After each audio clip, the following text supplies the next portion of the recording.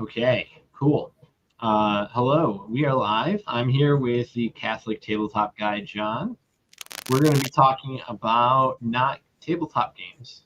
We're going to be talking about politics, um, specifically Vance and Trump, and Vance's most recent interview talking about potential abortion bans that come into play, or that could come into play while when if President Trump is president. And so this is kind of important. We've for a long time as Catholics have it's almost like we feel isolated when it comes to the pro-life issue because neither candidate is pro-life, which is weird because we also the guy who who overturned Roe v. Wade is one of them. So yeah, we're kind of at a weird situation. But nonetheless, that's how it is. If you're let's see, if you're interested in the video that I'm referring to, if you haven't watched it yet, let me find it really quickly. Let's see. So it's this one. I'm not gonna let it play, obviously, because it can be copyrighted. But that's the one. Can you commit, Senator, sitting here right here with me today? What if you and Donald Trump are elected that you would not impose a federal abortion ban? I can absolutely commit that. So it creates yeah. So I'm just kind of setting the groundwork for this before we get into the discussion. Sorry, John, I'm not trying to just steamroll a bunch of information.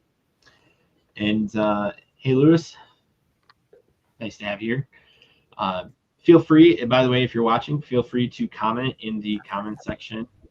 And we'll respond because this is supposed to be a discussion. This is kind of a big deal. And politics by its nature requires debate, discussion, arguments, people yelling at each other, and occasional chairs thrown. So, yeah. So, what do you think about it? I mean, just raw. What do you think about it raw? Okay, so it doesn't surprise me at all. It's kind of echoing what they've been saying for quite some time. I think abortion is somewhat similar. It has similarities and dissimilarities to slavery as an issue.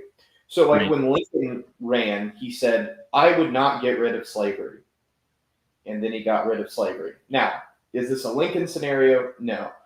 But politically speaking, if you look at women statistically, their main issue is abortion. The DNC offers abortions at their national committee, or the DNC, the whatever Democratic convention. Yeah, the convention. Whatever.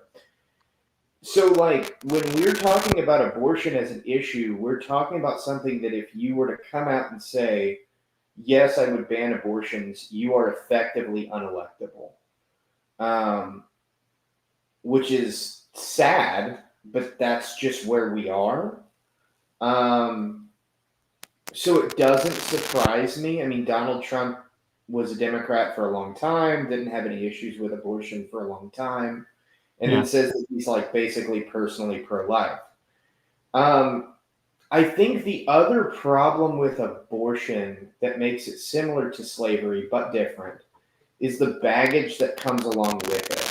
So, if we were to outlaw abortion, we would retroactively, even though not legally, we wouldn't go out and persecute women. You would retroactively say probably about maybe 1 in 5 to 1 in 10, depending on what statistics you accept, of women are murderers. And somebody who has had an abortion will never vote for somebody that will ban abortions because they are voting for someone that effectively calls them a murderer. So you've got, anywhere from 5 to 10% of the population that can't move on this issue without major introspection that I just don't think that most people are ready to do. I know that's like a very realist approach to it, but like that's the reality of the situation that you deal with. Well, right, but like I also don't. I mean, like we don't have to go into like realist or idealist or whatever. We don't have to go there. It's just a matter of we see like there's a capturing of women when it comes to this issue, and I'm not advocating that they, what Vance said was good at all. I don't think what Vance said was really evil. Like it was bad on several levels. Like the idea that each culture, for example, like California, Michigan, Arizona, we all have these like different cultures where we all do a type of child sacrifice. Like that is really ridiculous. Like on its face, like it's incredibly crazy to say something like that and say, oh, it's not a federal issue, we need to work on immigration. Dude, our birth rate is 1.62. But it's what are you talking about? Like it's so close to the slavery issue though, because that's how Republicans before ending slavery talked about slavery. They were like, well, it's not for us, but it is for you.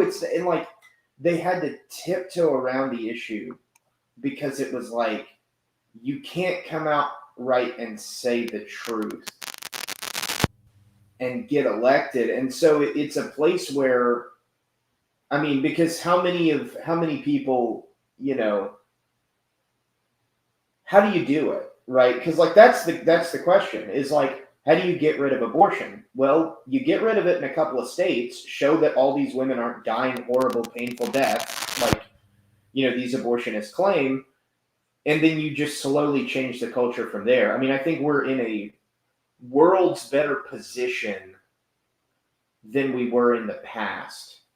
Right, but that's not the issue though. Like the issue is the complete abandonment of, because it's one thing to say like, okay, we're just going to leave it to the states, and then it's another to say, all right, an abortion ban comes, the elected officials who are there want the abortion ban to happen. Are you going to do it? And like this doesn't necessarily need to come in the state of simply a law. This can also come from, like, for example, if they came out and said life is defined as X, Y, and Z, and then like that was going to be an amendment in the Constitution, that would effectively be an abortion ban, right? Like if they say life begins at conception, sure, that's an abortion ban, right? Like you can't have abortion at that point. You can't have stem cell research. You can't have IVF. You can't do any of those things because you are now like beholden to the fact that like science tells us life begins at conception, and we're defining it that way, and it's a guaranteed right underneath our Constitution. And so it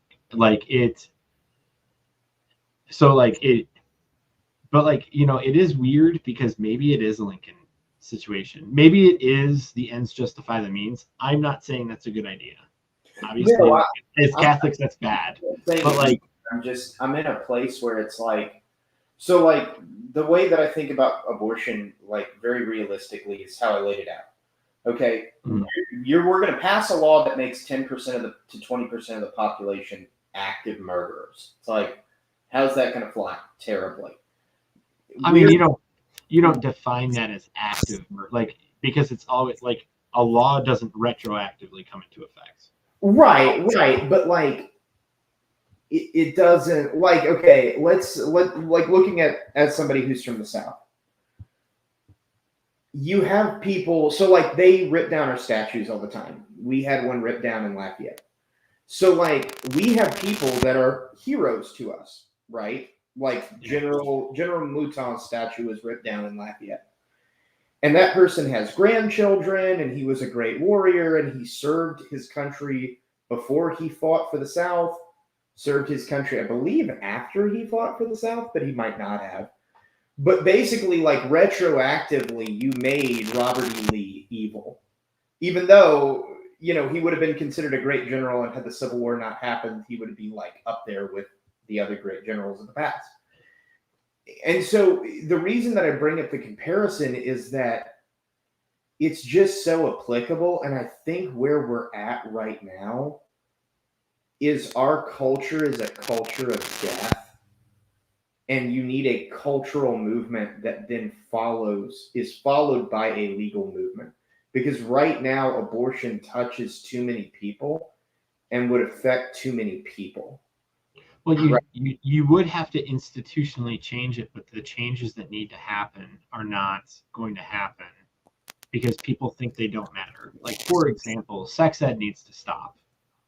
Just that needs to, because that's how so many girls get caught into being abortion, like into the abortion, is they get told, oh, well, you know, it's safe sex or it's protected sex. And then all of a sudden they get pregnant, and then their mom is carrying them over to the abortion clinic because no daughter of hers is going to have a child before she goes to college. It ruins her life. Like that's something that plays out on a regular basis. Sure. And the entrapment, and I do mean it that way, it is an entrapment in which the public schools push girls and boys together, because that's like, if you want to look at statistics that make no sense at all. Okay, we're going to push contraception, we're going to push all these different safe sex applications, and then what do? Like, well, the stats get worse in everything. Like, and it's not that people like aren't safe, it's that people are just people. Because the argument on the other side, oh, abstinence doesn't work, people have sex outside of that, you know. Yeah, they do. And you know what's worse though? What's a wider net? The people who don't follow safe sex and then get pregnant. And so, like, as a statistician, like, you see, like, you're now enticing more people to have sex on a more frequent basis in a less protective way with little to no discipline of their bodies. And then all of a sudden you lead into abortions. Well, so you attack it on a few levels. I think first, so you listed out a lot of things, and I think they're all important. One, teaching kids that like condoms are great, you know, and all these different things are super effective, and when they're not, just use abortion. So that's one I think is very important. Second, that you touched on, two, kind of putting this together would be, are we teaching and talking to our kids about sex, or are we allowing a school system to do it? Right. So there's like right, like that's the whole point. Yeah. So you have those two issues that I think are very important. I think because apparently, it is the most ridiculous thing to me when people say, well, like, kids outside of school that don't have parents or only have basically a single mom, they're not going to learn about sex, and so we're going to teach them in the schools. Like, that's an asinine position. Like, that's just completing the cycle. Like, you are promoting more single mothers that way too. Like, you're promoting abortion, you're promoting single mothers, and it is single mothers who flip the tables when it comes to abortion. They're the ones that push it over the edge. Because when you look at married mothers that have children and that don't have children, they're both on the side of no, we shouldn't have abortion. And so it's like, or I'm sorry, they'll still vote Republican, even if it's a pro-life issue.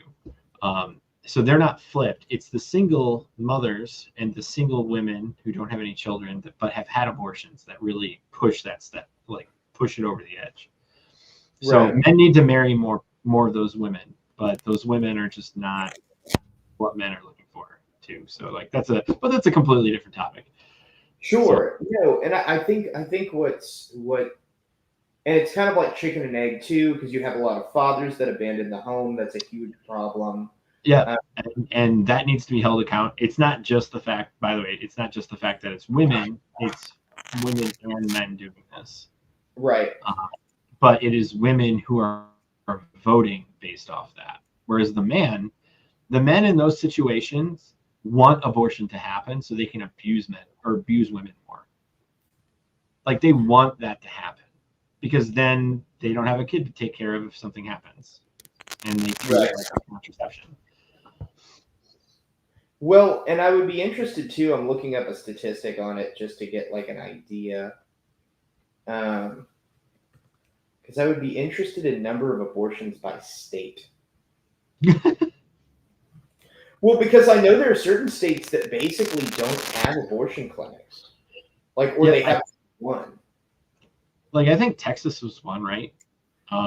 They ended up, was it Texas or am I thinking of someone else? Something else? Abortion. I'll just abortion bans in America by state.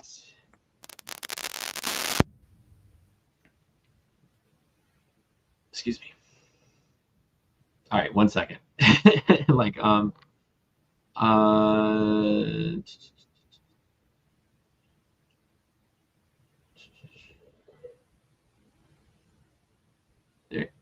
there's a lot of whoa. Okay, so we have Idaho, North Dakota, South Dakota, Indiana, Kentucky, West Virginia, Tennessee. I'm looking at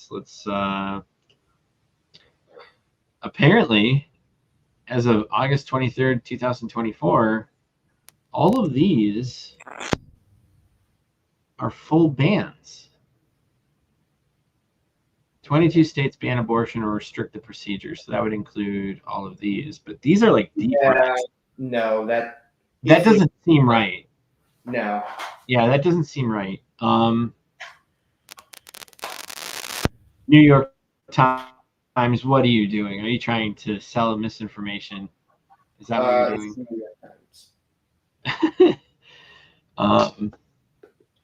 Yeah, so I'm looking at abortions by state in 2021. Yeah, you're gonna have to look at least by 2024. Like you really should look at what's current because a lot of laws have passed. No, I guess what I'm interested in though is I'm not saying like this state has a ban. I'm just looking at it like culturally. Like what places are just not having abortions?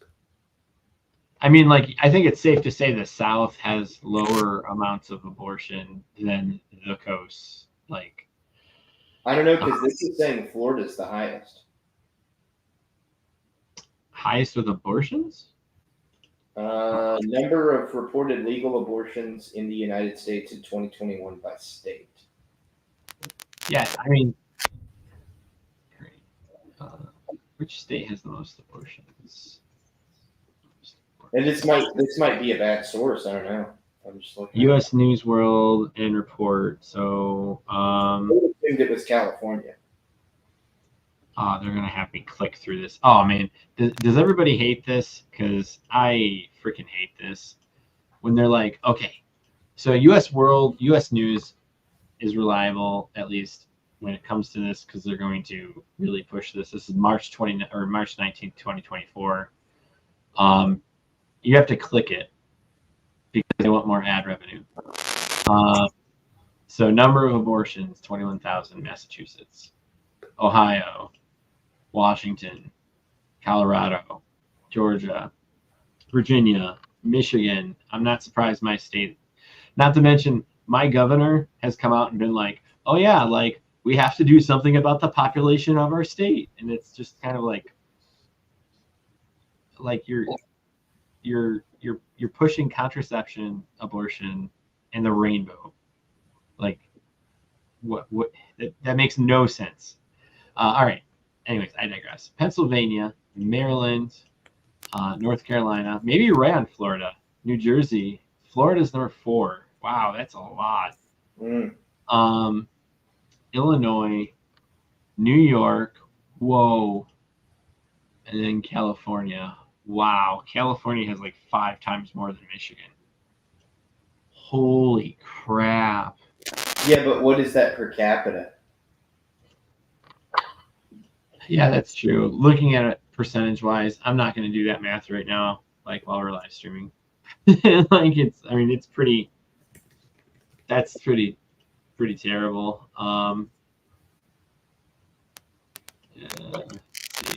Oh, that's it. Okay. Wow, that's incredibly good job, guys. So let's see. Um, that that happens in some places.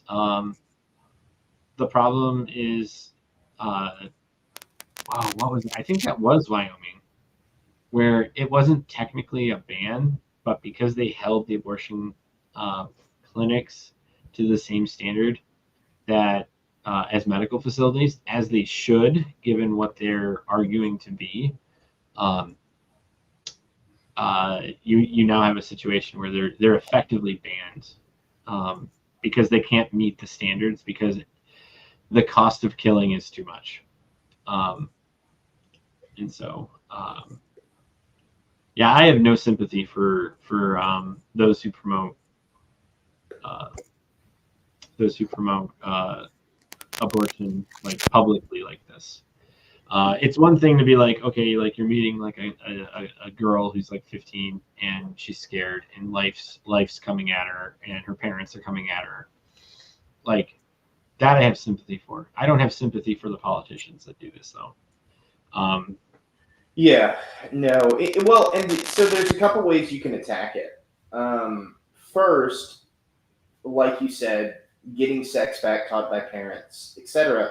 But second, and I've heard this interesting, Matt Fradd had a guy on his show that was converting abortion doctors. And he said there's actually less and less doctors willing to do it.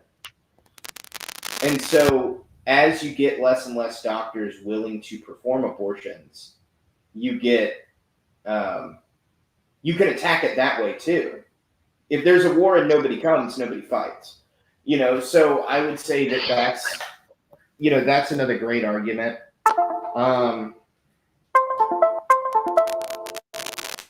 I think that, let's see, because I'm interested in some of these because it's like, let me see. I mean, like definitely, like aside from Florida, most of those were liberal states. Yeah, but the right, population is also high. What? Their population is also really high. Yeah, but like that's not like see this is like the per capita doesn't matter at that point though because we're not talking about per capita is good in some things and but it's not good in all things. Like when your state um, promotes the killing of people, like it doesn't matter what the per capita of killing is, as if we're comparing some sort of like selling of goods, right, between two companies, one being much bigger than the other, or like in a populated area that's bigger compared to the other. Like these are people, and 200,000 people, like that's that's a city in Michigan. Like I live in a city of almost 200,000 people. Like it doesn't matter that it's like the per capita just doesn't matter. Like it's because if we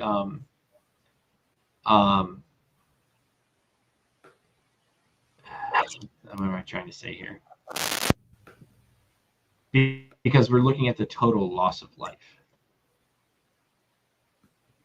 Does that make sense? Right. Like it's kind of like when people say the per capita of America with the CO2 is like this and China is like way lower than ours. But then it's like, okay, well, like the CO2 as a total in China is like much higher than us. But what they're doing is they're dividing it by all, their entire population, but their entire population is not centered. Like it creates a bias in understanding at that point. Like it's enough to just say at the state level, okay, this matters because the state level is where the laws are at, right? Like, Sure. And that's why I'm saying they're like liberal laws, or I'm sorry, liberal states, except for Florida, which I don't understand that. That is like incredibly high. Like that's like throwing me off. Where it's like, why is Florida so high?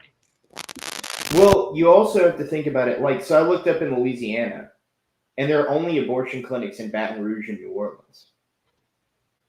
So it's like, and that's huge. Hold on one second. I'm gonna look Yeah, but I'll be back on cam in like 5-ish minutes.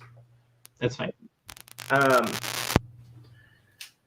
No, the problem with a lot of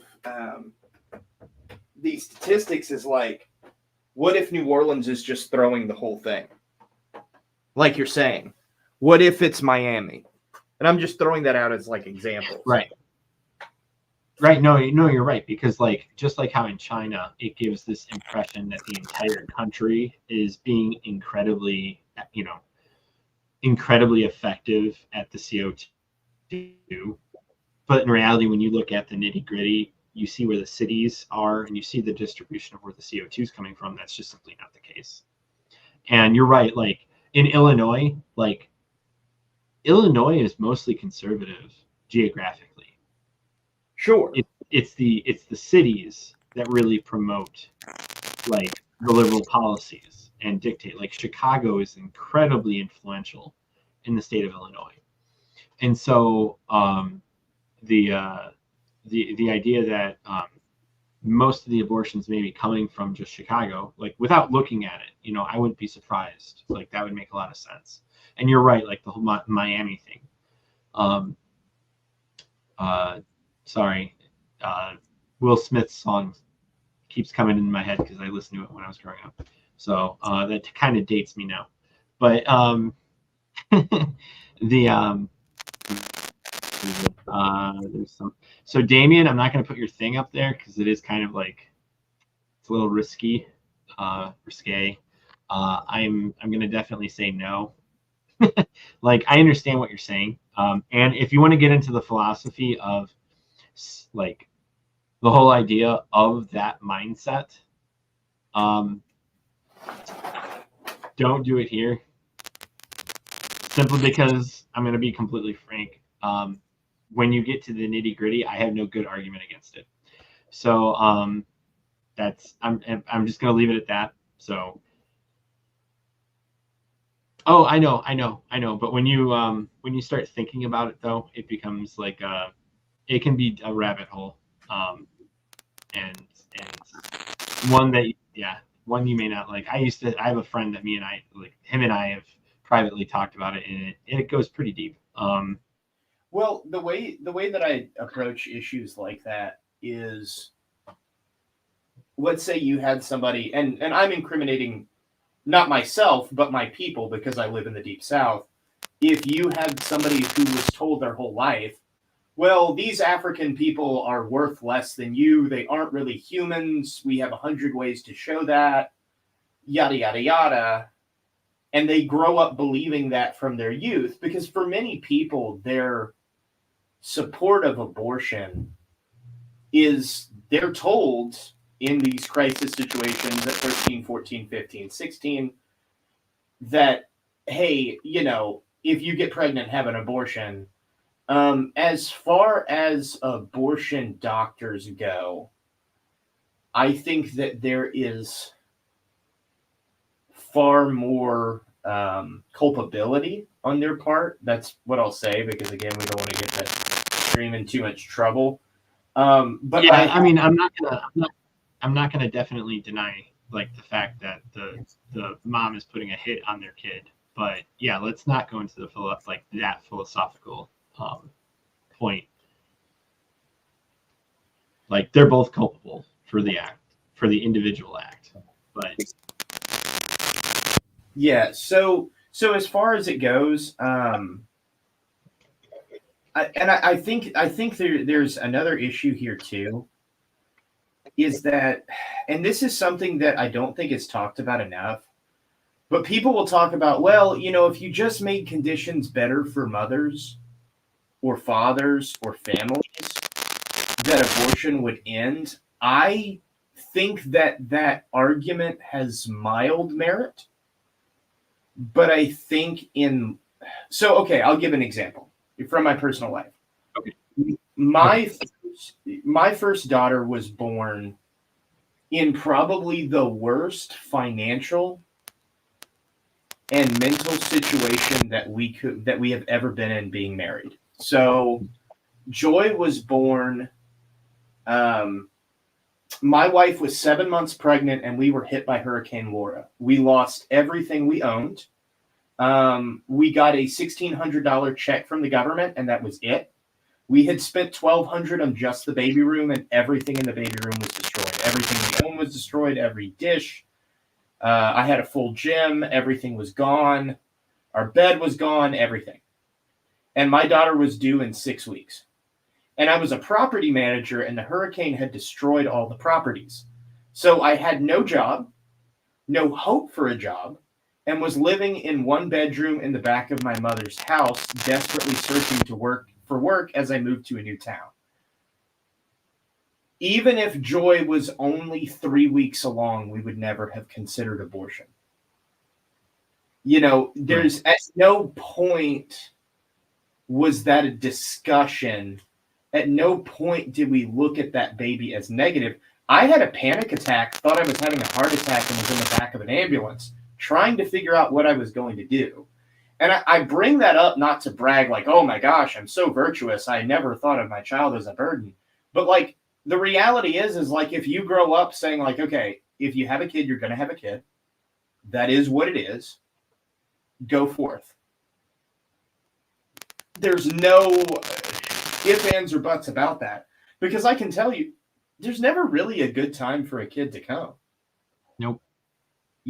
I'm not between jobs right now, but working a subpar job, coming out of a bad job, and we have another kid, and we were in the hospital today because we weren't sure if my wife was going into labor. We're about 2 weeks off. There's never a good time for a kid. And if you are pro-life and you are pro natural family planning as opposed to using contraceptives, you are going to have more than one kid, more likely than not, and they're going to come at an inopportune time. It just is what it is. Now, I mean, I wasn't 15 or whatever, but the problem too is that people bring up the most sad story possible, and I could use that as a story for me. Oh, we weren't ready. Everything we owned was destroyed. I didn't have a job. We owned nothing. It was horrible. I had to get an abortion. And it's like, no, you don't. You just don't. And that's life. And there's no amount of charity that is going to remove those situations from existing. Right. Like, I think that's the reality, is that abortion is like, the situations that are used to justify abortion are going to just be there. And we don't live, and our society is getting worse than what it used to be. And so we're getting more and more situations where there is the super sad story, but like, here's like, that's like what makes or breaks society though, right? It's those individual stories of like, and I mean this, like, it makes or breaks society, like where there's this mass amount of incidents that are that people face, and it's a huge burden to them, or at least it looks like it's a huge burden to them, and they either chose to accept the burden and move on and move past it with like the virtuous way, or they succumb to the worst thing imaginable, like, which is the mother killing their child. And right. and it's like, like the 1.62, I'm just to bring it back to like, because I think we're kind of deep in the woods here, to bring it back a little bit, where it's like, we're at 1.62 births per woman. That is societal suicide. That is a rate of societal suicide in 20 years. The safety nets that all these people are promoting, that are saying that they should be there, are going to be gone, or just simply not funded. And nobody's like, either we're going to print the money and pretend like it's not a problem, or we're going to do the right thing and try to like make it so like, it's actually like a tax thing, or, just remove them entirely. But like, if they want them to still exist, and to have a tax basis for it. We don't have the kids for that. Like, Social Security is going to not, like, I don't expect to be there. I'm 36. I don't expect it to be there at all. I have 5 kids, so I'm not too worried about the fact that, like, when I grow old, that my kids are going to be there to help me and my wife. But, like, my peers that are not having kids and kind of living it up, I mean, like, good luck to them. Like, because, like, if we don't have a tax base for such funding, vote it away. Like, I am very much of the opinion of, you don't do your duty to society. You get married, you take advantage of all of the marital benefits, and then which is supposed to help you move into having children. If you take advantage of that and you just never have kids, and you choose to never have kids, that's very different. Obviously, if you're infertile, this is not about you. This is not about that situation. That is an exception. But, like, if you're choosing not to have kids, guess what? Like, you are literally relying on me having kids to fund your tax benefits, entitlements later in life, at the end of your life. How is that fair? Like, and I'm not saying, like, have kids for the tax base, right? Like, but it's a consistency issue. Does that make sense? Yeah, no, 100%. And I think that ultimately what's interesting is if conservatives can just keep their kids conservative, it's kind of like Poland. Like, Poland is kind of slowly, just because of their birth rate, like, taking over other European countries with Polish people. It's the same thing with us with Hispanic people. Hispanic people have more kids, and they're more traditionally conservative. And so they will outnumber the native population, and that may not be a bad thing. I'm of the opinion that it's not. But I mean, I'm Polish, so I'm good with that. Polish people are smart, so I'm and they're Catholic. You know, like, it's weird to not. Now, I mean, you know, you're 35, I'm 31, you're on your 5th kid, I'm on my 2nd. You know, like, it should be abnormal to not have like less than 3 kids. Right. Like, if I stopped at 2, that should be like, are you okay? Like, is something wrong? Like, it should be kind of weird to have, like, 2 or 1 kids. It's crazy to me how many times I go, like, I went to physical therapy today because I have my shoulder has a problem. And I said, yeah, I just had a baby, like 5 months ago. Like, congratulations, like a newborn, like, that's so, like, the guy the entire time, he's assuming that's my first kid. Right. Like, he sees my date of birth and everything because it's physical therapy. And, it's, you give all that information. And then I go, oh, that's my 5th. He's like, that's your 5th? I thought that was your first. That's how I know it was his first, he thought it was the first. And he just went on about, like, wow, you're just so young to have 5.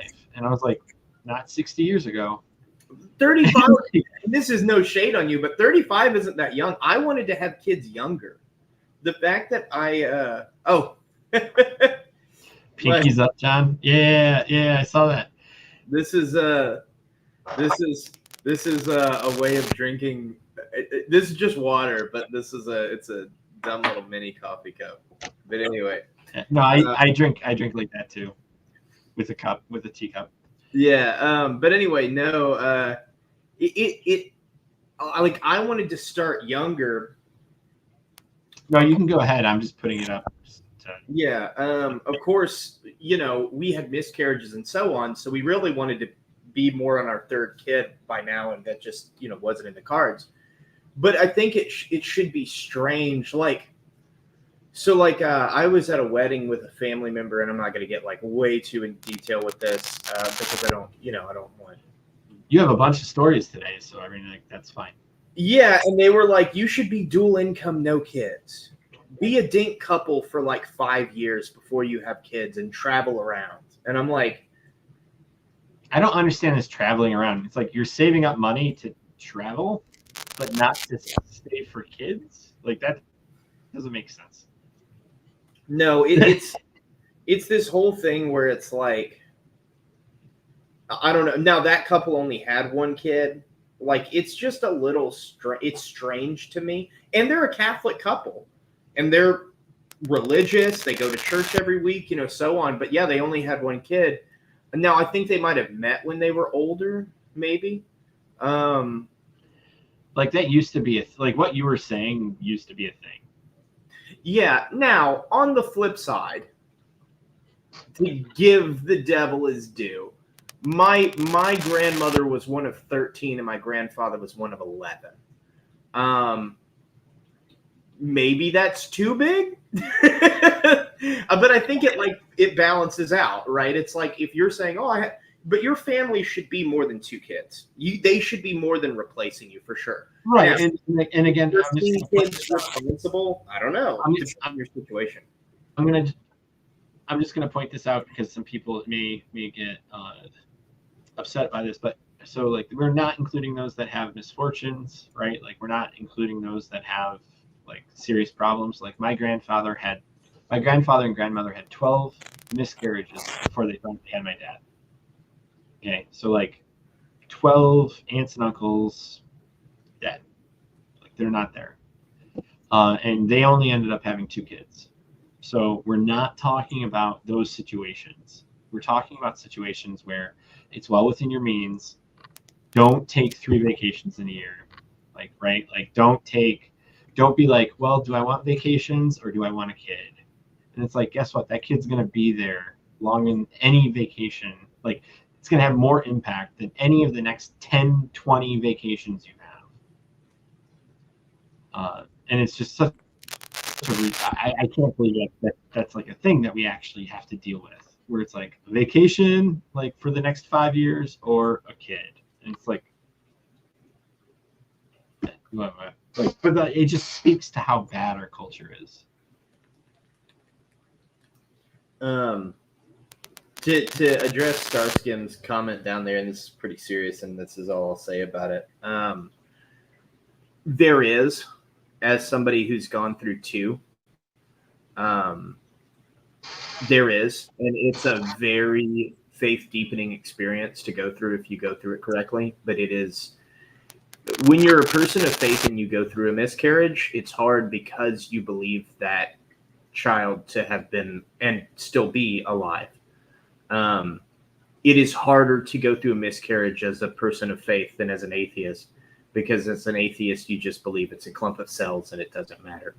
But that being said, yes, from personal experience, it's definitely there. A great deal of spiritual and familial growth. I'm not going to get into it beyond that. Yeah, and so it's like there's a real, and I know like I've kind of been the conundrum part. So like here's the conundrum, and this is something that I have like a real problem with. So it's either we vote for Trump because he's not as bad as Harris, right? Or we vote for something like Solidarity Party and no chance of winning. Or at least, okay.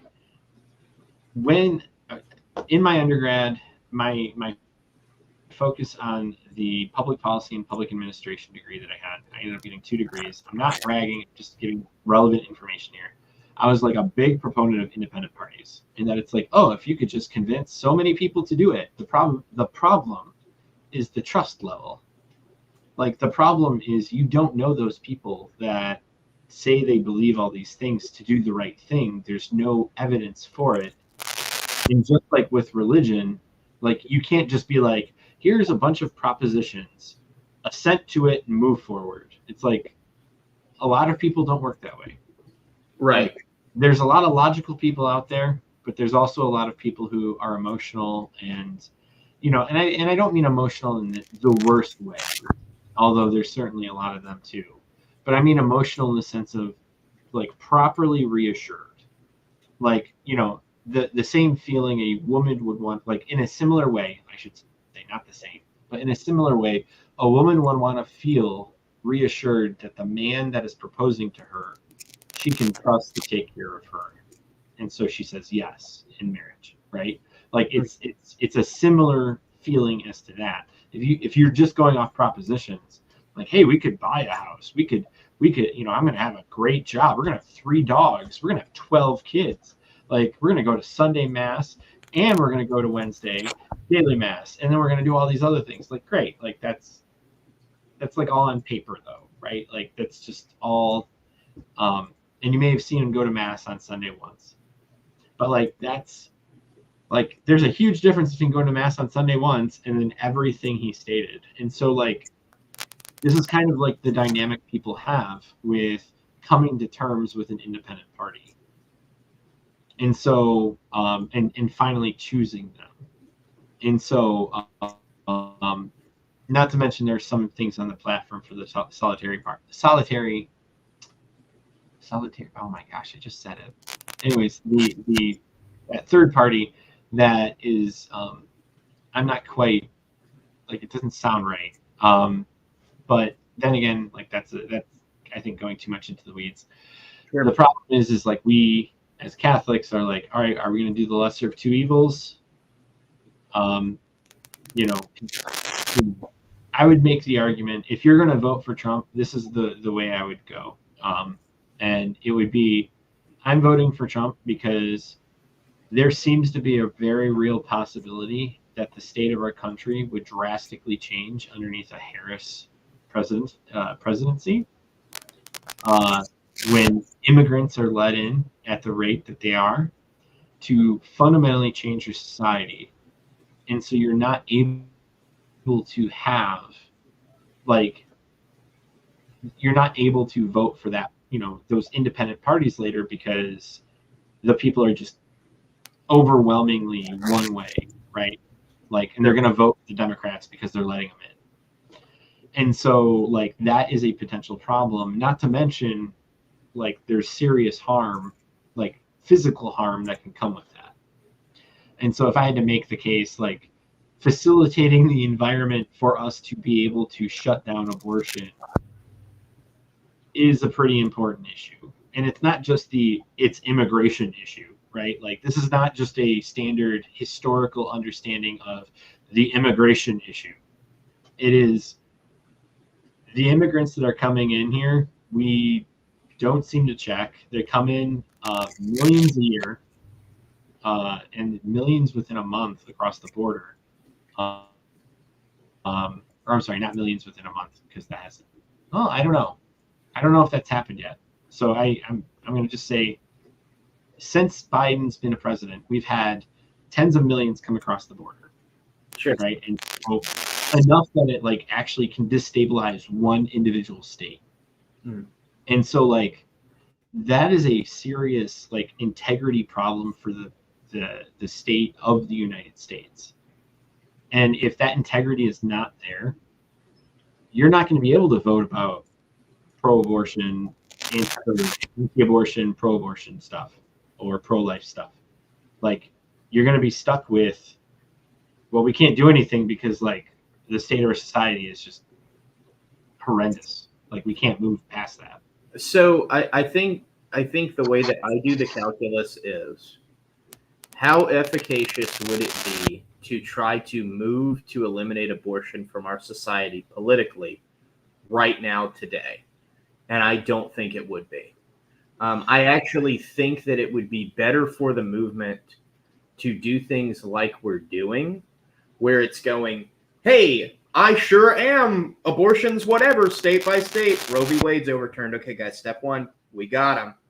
Then, okay, yeah, now we have states starting to put their own bans on it, and we're seeing that there's not problems. Okay, give people a couple of years to catch up on this, right? It's kind of like the slavery issue. Our economy would never work without slaves. It's like, okay, well, we're going to have free states and slave states. Oh, the free states actually work better than the slave states. What do you know? And so what you have to do is, we're talking about a culture that's so embedded in abortion. Like, if the DNC has abortions on site, that's insane. That's so embedded in abortions that it will take a generation of healing before we get rid of it. I'm just being honest. It's a 30-year problem. It's not like Well, if we right. lost, like let's say Trump did sign a law, an abortion ban tomorrow, you'd have like 100 cities burned down. Like the amount of violence that would come out of signing an abortion ban would be horrifying. Well, right. But the how problem meaningful it is to these people's lives. like, I think that a lot of, and I know that I'm coming at this, and this is as somebody who's completely pro-life. If you said, "Hey, would you sign an abortion ban tomorrow?" I'd be like, "How many people do we think it's going to kill?" And like, I don't know. Will it kill more living people? Will it destroy more living people's homes? You know, like how do we weigh that? Like, if abortion kills 800,000 people a year, but we burn down 100 cities and make 10 million homeless. Like, and I talk about it in those, and I know that sounds extreme and like crazy, but like when you have one party that offers abortions on site, when you see that like 70% of women, it's like their top, or 55% of women, it's their top issue. It's like our society is too far gone to try to pass an abortion ban. 55%. Okay, so 55% is not like crazy, but like I do agree with Damien. Like that is a very utilitarian argument, and that is also not what the church has. Like, I'm just clarifying this as a point of fact. Like, that's not what the church wants us to do. And so like that's the problem. That's what makes this a conundrum, right? Sure. Like it's because like I understand the whole point of Lincoln doing what he did, right? And if Vance and Trump are doing the same thing, which in my opinion is the best thing. If you're going to put hope in them specifically, that's probably the best outcome you can like hope for. The problem is that they're people, and you can't hope for that, like, because they're people, and so like the ends don't justify the means, because that's the problem here. If you're saying like, no, abortion's great, like let them do it in whatever state, or he didn't even say like abortion's great. That's not. I'm not trying to. Yeah, because he's pro-life. Like, and he's against. I mean, right, but he's also for the abortion pill. Right, and so like he's that's definitely not perfect for sure. Well, I mean that's far from perfect. That isn't just he's not perfect. That's far from perfect. Like that's where most abortions happen. So I guess for me, the next logical thing to do would be you would get the 15-week. Like, you would go for the who did he say? Mitch McConnell, who has the 15-week ban? Lindsey Graham. You go for the 15 weeks. Like, you slowly scale it back to the point. I mean, it's the same thing with slavery. They stopped importing slaves, 30 years before slavery ended? Like, and I know that's utilitarian. Oh, it's utilitarian. We should just, and it's like, it just is what it is. Like, there's a difference between integration and like minimizing every single step. Like there's minimalism, like moving towards removing it proactively. So you go from like 20-week ban to 10-week ban to 5-week ban to 0. Sure. Right? Like that's one thing. That's not what they're saying. Like that's the problem, and that's what makes the conundrum a conundrum. Right. I see what you're saying. So like, because like, I think it's impractical to think that you're just going to go from abortion on demand in California to abortion ban. Like, that's not going to be put in place. That law is not going to be respected. Right. I think like, you could argue for a 15-week ban easily. Like, if Trump got reelected, I could see that happening. Yeah, I can see that happening too. Because like that's what he said at the very beginning of his whole thing. Because the other option is abortion on demand at any time under Kamala as a right put into the Constitution or put into the Bill of Rights or voted on through the House and the Senate, because that's her platform. So like, there's no question if you're voting for both of them, like, man, one guy actually put because the other thing too is the Supreme Court. So Trump didn't overturn Roe v. Wade. The people he put in power did. And the people he put in power are going to change the court conservative for like another decade. So, yeah, I mean, in my mind, I don't see a better option than somebody who has overturned Roe v. Wade during their presidency, who could potentially put a 15-week max on it. I think that that's the best option we have. I think that you have to slowly chop at this tree. And I know that that's probably like, there are a lot of Catholics that definitely don't want me to have that opinion. I just don't. Well, and that, so it's yeah, like, I mean, don't worry about other Catholics. Yeah. And so much is like, just make sure, because here's the thing. When you vote, like, you really should vote in line with what the church says, and you want to make sure that you're not voting for abortion, right? Like, that is not what you're voting for. And that there's a difference between voting for limitation because there's no other option, and then voting for, like, basically the lesser of two evils. And then there's the practical answer, or I mean, there's the practical application perspective. You know, we have two parties effectively. Institutionally, there's a bunch of laws that basically make it where it's always going to be those two parties, and maybe a third party will come in a few of the states, which is really stupid. I hated this in college, like, because, like, when you come to that realization, you're just like, oh, the game's stacked, because it is. It absolutely is stacked. You can't just put your name down in every single state. There are some states that say you have to be there the time before. And then that's wasted time.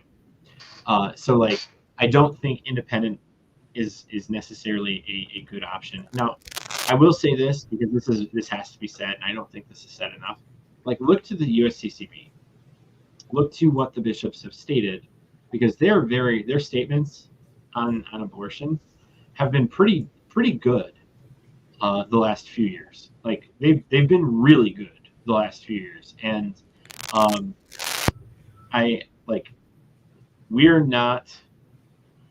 we're just putting ideas out there to talk about them, right? Like, sure. we're having a discussion, and we don't want to be given the illusion that we're an authority on this. We're not an authority on this when it comes to a moral stance. And so I'm going to appeal to the bishop and say, go read what the USCCB has stated when Sure. it comes to voting in this election. But, you know, there is arguments for the lesser of two evils. That is a rational, moral, tolerated option by the church. And there is, you can find that in a bunch of places. Another thing that I would also take a look at too is, I think that we definitely get hung up on words versus actions. So if you look at what Donald Trump was able to accomplish for the pro-life movement, he did more than any other person, I would argue. No, that's absolutely true. I'm just saying, like, if you have somebody that says, hey, look, I don't really know where I stand on abortion. I kind of think it should be in the states, but I'm going to reduce abortions massively, versus somebody like Bush, who's like, I'm pro-life, and nothing happened. Yeah, I know. You're like, cool, dude, that's awesome. Like, you know, it's, I think what you're voting for. So I'm voting for less abortions by voting for Trump. What are his personal stances? Who cares? Who cares? Let's say he's pro-abortion and he's had 10 abortions, but I reduce that 10,000. I don't care. Well, so I'm gonna just stop you right there for a second. Right, there's a difference. Is it utilitarian? No. I'm voting for the person that will reduce the most abortions, Donald Trump. Better than George Bush, who is pro-life and would agree with me more in his family. I'm gonna. But you're okay. We're going to specify you're reducing it based off the legal definitions and the ban, right? Like the 15-week ban. Because if you don't specify that, I'm only specifying that to help clarify your position, because I know you're not saying what Democrats said in the early 2000s when they said, well, when Democrats are in office, there's less abortions that happen, which at the time was true. And so like that, and I don't want people to misunderstand what we're saying. I am simply saying when it comes to this, I want to clarify very much so that that would be a utilitarian argument. A utilitarian argument would be a truly utilitarian argument would be there are less abortions under Democrats, therefore I'll vote for Democrats, even though they expand legal protections for abortions. That would be utilitarian. What I'm saying is Donald Trump is the only person that's ever effectively done anything about abortion, and is the only person currently that I could imagine putting a 15-week ban in place, which would be another great step to getting this 20 to 30-year cultural battle another 5 years down the road. I do not think that there is anyone. I do not think that you could ban abortion tomorrow if you wanted to. I think if you put the Pope in the office and he wanted to ban abortion, I don't think you could do it in the legal system that exists. That being said, I think you also have to look at this as a grassroots level. Who's your governor? Who's your senators?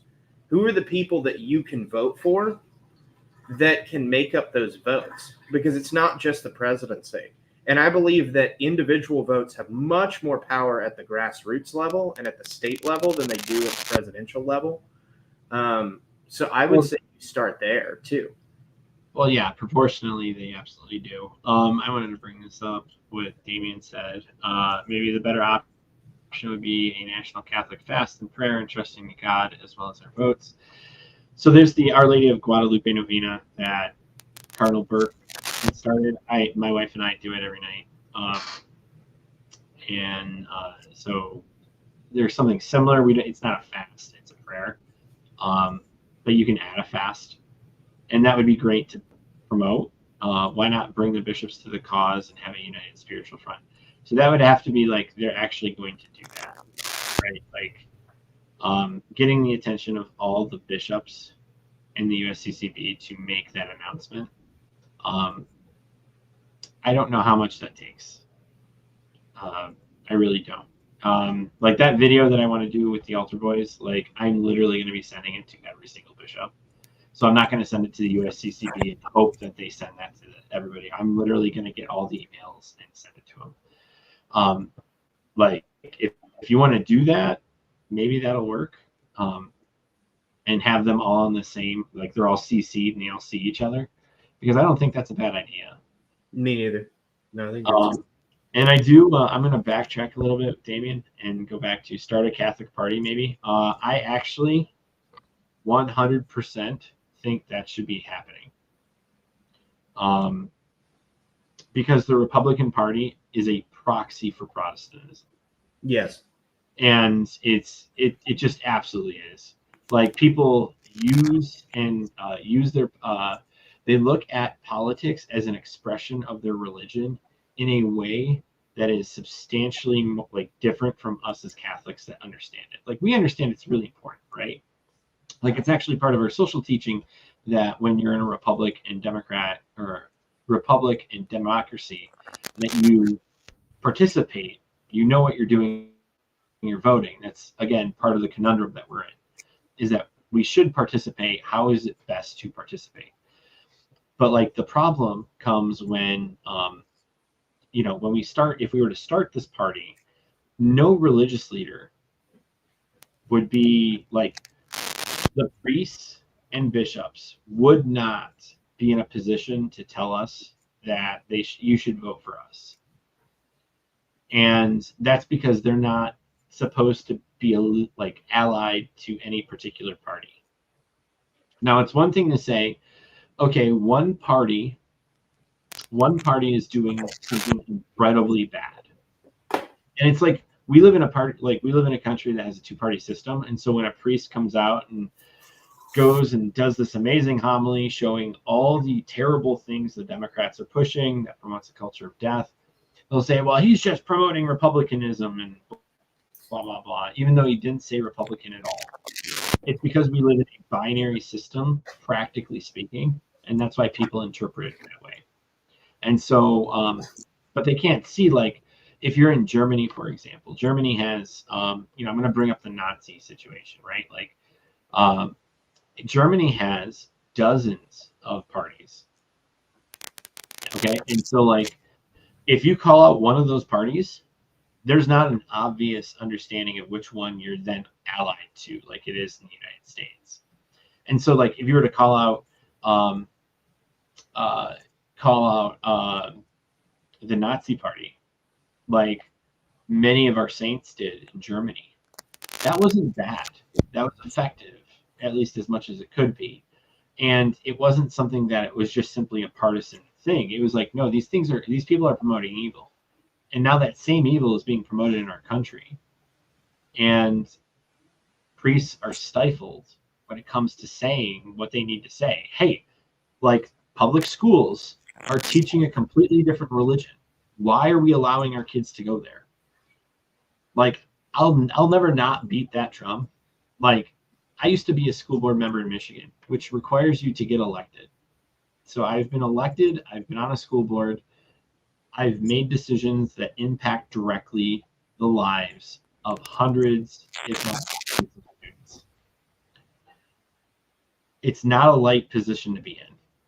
But when you look at what's going on now and what's being presented, it's this understanding of, like, we're literally promoting a different religion that is at odds with our understanding. And the bishops aren't saying a thing about that. Right. At least not that I have seen. Like, that needs to be said. The problem is that there's no good alternative because private school is so freaking expensive unless you're in the Diocese of Wichita, in which the tuition is free if you're a practicing Catholic. And so, sorry, I'm going off on, but it's like all connected. All of this crap is connected. And, like, that's the problem. Is like, in a two-party system, if you have your umbrellas so big, you have all these intricate and complex, like, systems underneath that umbrella that in order to stabilize that umbrella need to work in a particular way. And so in order to unravel the umbrella, you have to start unraveling the different systems at the lower levels. And so, like, that's what we as Catholics need to do. And it's not outside the realm of possibility that Catholics make their own party. I completely agree with that.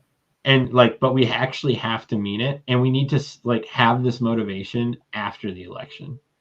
Well, and I think that there's also strength to movements. Like, so, like, a lot of people are like, oh, RFK, like, threw away his thing by endorsing Trump, but he started a movement that brought attention to basically corruption in politics was his big thing. And it's like, I think RFK has done massive work, even though so it's not like you go, oh, we'll form a Catholic party, but we'll never win. And it's like, no, but you're bringing a concentrated attention to an issue, the same way the Green Party did. Where the Green Party, they're going to vote Democrat a lot of the time. Sure. But they brought to the Democrat table a bunch of green issues that now the Democrats at least pay lip service to.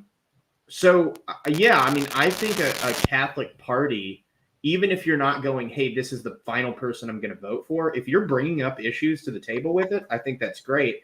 And if it's the final person that you want to vote for because you conscientiously object to voting for the other two people, that's a completely respectable opinion. Both my brothers refused to vote for Donald Trump. And it's just, that's what it is, you know? Yeah, I mean, like, yeah, the Republicans party started here in Michigan, in Jackson. They had like a midnight meeting and they came together. And yeah, it's just, and then they ended up winning the next election. So it's not like we're not in a position that we can, like, make it, like, we're probably we probably shouldn't call it the Catholic Party, but see, okay, there is a natural law party, but it is so horribly, like, crap. Like, that's the crappy thing is, like, I'm sorry, like, like in Michigan, they had a natural law party, and I mean that's what it was called, natural law. But there was a Hindu running, and I'm like, whoa, stop it! Like, You know that's possible. yeah, like you can't have 300,000 gods if you follow any of the 5 ways at all. Of the cosmological argument, like you're gonna have one first mover, like you're not gonna have 300,000 of them, and so like but like so like we can do that. It's just the Solidarity Party, I don't think effectively does that because it hits against the issues that, like, okay, one, like when it comes to, yeah, like just look at their platform. I'm not going to say anything about, I'm not going to get into the weeds here, but like look at their issues. Like, I mean, if you agree with it, and you feel like you want to vote for them, go ahead. I'm not saying you shouldn't. It's just, for me personally, I don't think they're a good representation of Catholic social teaching, but so many people have said that they are, and like that's what's really weird about that. It's like I'm like reading through it, I'm like, what are you talking about? Like, anyways, read it for yourself. I'm not gonna sully their name. Just sully their name in detail, I should say. I'm giving you my opinion, not that you shouldn't vote for them. Because I don't know who they are. I am the Solidarity Party. Okay, you need to look up the Solidarity. Like, I mean it. Like, so here's evidence, right? Like, here's evidence against that. Like, look up the Solidarity Party and like read what they stand for. You don't have to necessarily do that now, but it is something where it's like it's a party that realistically has a chance to, if you're gonna do a Catholic party, at least start and be one that can bring people to the table for that. I don't think they should be the one that can get the name Catholic in there. I think another one should just be, get a bunch of good minds. Like I envision, like, you get Joshua, oh my gosh, what's his name? He used to work for Vice President Pence. Joshua Charles. So now he's a convert, and he does apologetics now. Get him, get like Tim Gordon, get a whole bunch of people, and like maybe not put them in necessarily leadership positions, but like put them as like advisors, like, and seriously talk and have it like hashed out, because like I think that needs to happen. And that's what happened with the Republican Party. Like, it wasn't like, oh, well, like, we're going to like half-ass this. Like, sorry for swearing, but it's like, we're not going to do this like in such a way. It's like, no, like, you are going to sit down and you're going to have these midnight meetings, and you're going to like need a lot of coffee, and you're going to get that crap together. And like, I just don't think that that's a reasonable thing to do from your armchair. Like, I think you need to come to these meetings, and these people have to like hash it out. No fist fights, but like definitely debate to make sure that like the foundation for this doesn't look like crap. Because you do want it still to be appealing to non-Catholics, right? Like, that needs to be there. Potato. Yeah, so half donkey. Okay. So here's see it, completely different thing. That word is in the Bible. Yeah, curse words are dumb, but my wife. Well, the curse words aren't dumb. Okay, but what is considered curse words are silly. Like, they're not curse words. You're not cursing anyone. It's some silliness. Well, you're right. So like, if you you're not saying you're not saying D. Like, if you're to say DU, like, that's a problem. Like, that is actually a curse. Yes. But like when you go into like my kid, I'm like, hey, Selenia, you need to, like, that's my daughter's name. Like, you can say hell. Cussing. You can say hell at a Catholic school. Yeah. Don't use it in a. Don't say like, what the hell. Don't do that. And so now that I'm thinking about it, maybe it is in a way that I used it and to be consistent as a parent. Yeah, it's probably not good the way I used it earlier. But my wife's official. So if you want to go to my wife's, because I have to bring this in. My wife's YouTube channel is Half-Assed Gardener, and so that is a proper name. And so go there. Just wanted to bring that up. But the so like there's a tangent, or I'm sorry, there's an understanding though of if we're gonna do the Catholic Party thing, we should do it right, and we shouldn't pretend that like it doesn't matter, like, because like we do this every 4 years. We come to the table and we're like, man, it'd be great if there was a Catholic Party. You know how often I've heard that? I am 36. I'm about to be 37. Okay, I've heard that for like 16 years. Like at minimum. Like that's me paying attention. Well, and what's sad about it is that, man, every Catholic that we elect is just kind of...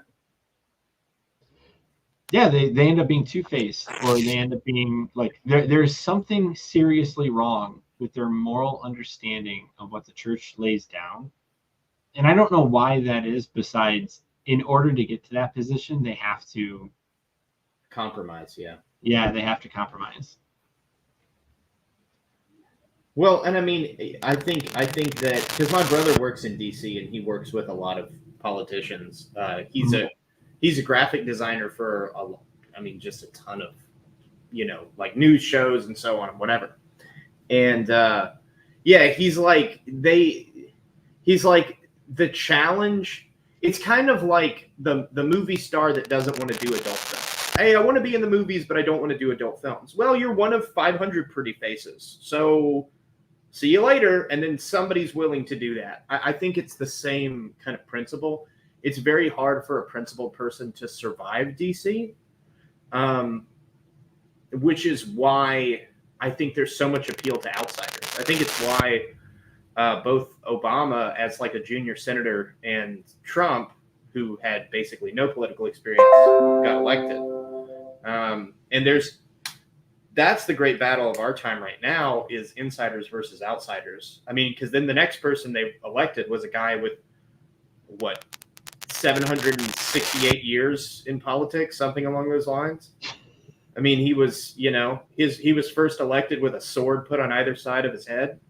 I mean, it's just like, it's, and so that's really the battle of our time, is whether or not we can create a system where people aren't just horrendously corrupted. And so we'll see how that goes. Well, so I do want to, like, not to black pill people, but like I do think the more you look at it, like the reason why there's like this progressive understanding is because and push that seems to not go away is because the system itself is based off a liberal understanding of truth. And so, like, we're trying to mess in that system, right? Like, we're not, like, truth is tyrannical. Like, I'm sorry, truth is not tyrannical. It's it's a monarch, okay? The truth sets you free, right? Like, it's people would probably describe it as tyrannical, but it's like this understanding of, like, truth doesn't change. But when the truth is always up for vote, then the people change if they don't like it. And so, like, that's the problem here, and that's why we seem to keep moving away. And, like, Republicans are just Democrats from like 15 years ago right now. Like, they're not anything special. Like, you ask them what conservative means, they probably can't give you a coherent definition. But even the term conservative is something about, like, is post-Enlightenment. Like the Enlightenment was crap. Like, that was not to get too deep on this subject, but it's like, it was not as in, like, it wasn't enlightenment. It was turning the lights off. It was the complete opposite of doing that. It was only because like we had such scientific progress and some like that doesn't then mean that it's the Enlightenment.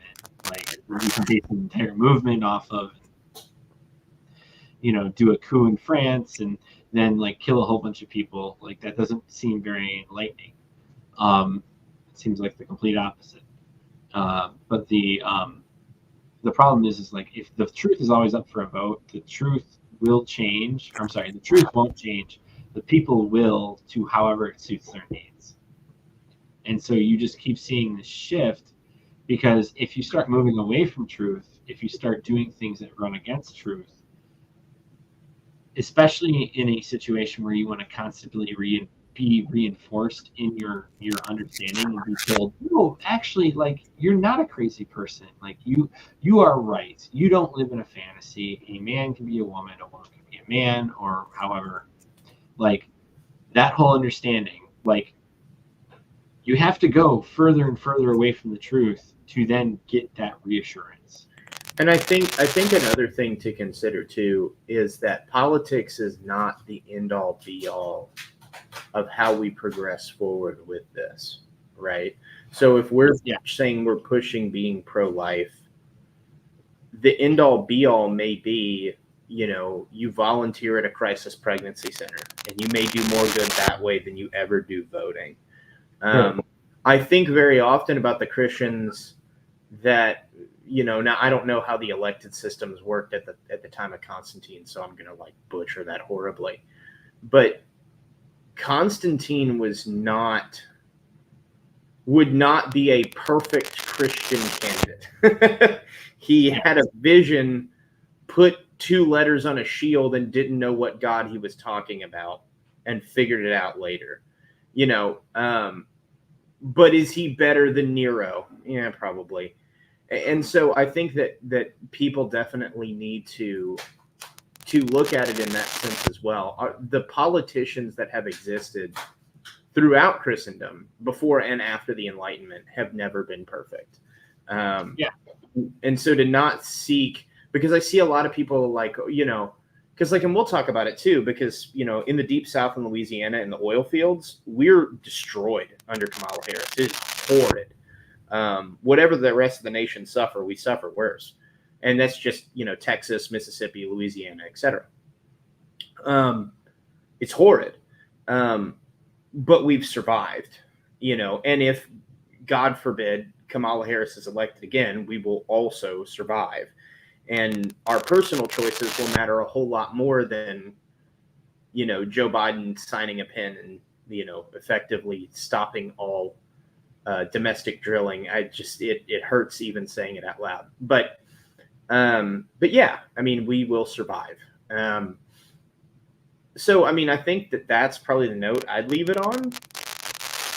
And go start the party, I guess. Well, no, I know we have to get off, but like, the idea that they can just turn off an entire geographical area's way of life, like, no, like that's, your vote's going to matter more. And then you deal with the repercussions with it. Sure. Right? Like, you know what I mean? Like because you are you're going to deal with whatever's thrown your way as best you can.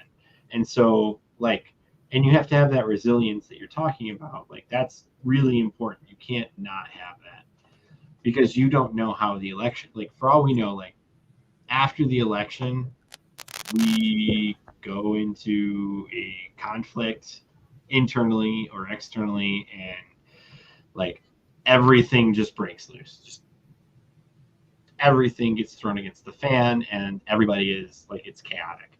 Like, that may happen. It's not outside the realm of possibility, but at the same time, like, you're supposed to trust in God, because God is there for you, and He put you in this time for you to deal with these situations. And I think that's like a really important aspect that we miss.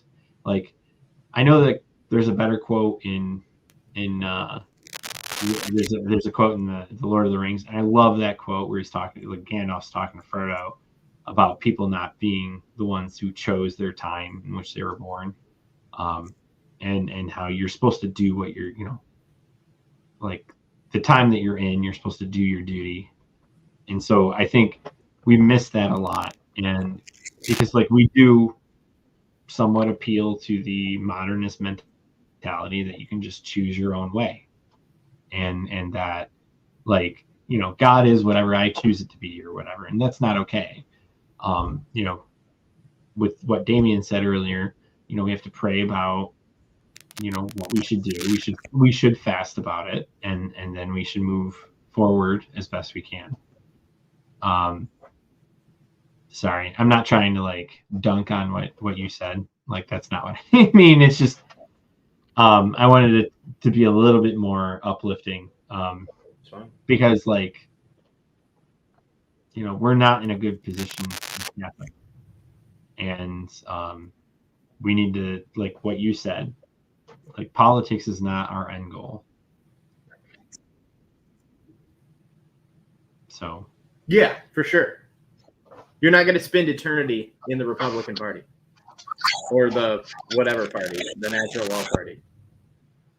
Yeah.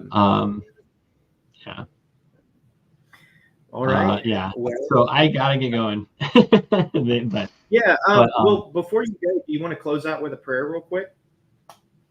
Are you gonna say it? Something to do with this channel? I mean, I'd rather. Do you want to say Our Father? Sure, we can do that. With a particular intention, whatever intention you have, like that's fine with me. Yeah, with a particular intention to peace in this political season and for the preservation of life. Yeah, sure. Okay. In the name of the Father and Son and Holy Spirit, amen. Our Father who art in heaven, hallowed be thy name. Thy kingdom come, thy will be done. On earth as it is in heaven. Give us this day our daily bread, and forgive us our trespasses. We forgive those who trespass against us. And lead us not into temptation. But deliver us from evil. All right. All right. Thanks everybody for watching. And I know this went a little bit longer than I expected. I didn't expect an hour and a half. But thanks for staying here, and have a great night. All right. Bye, guys.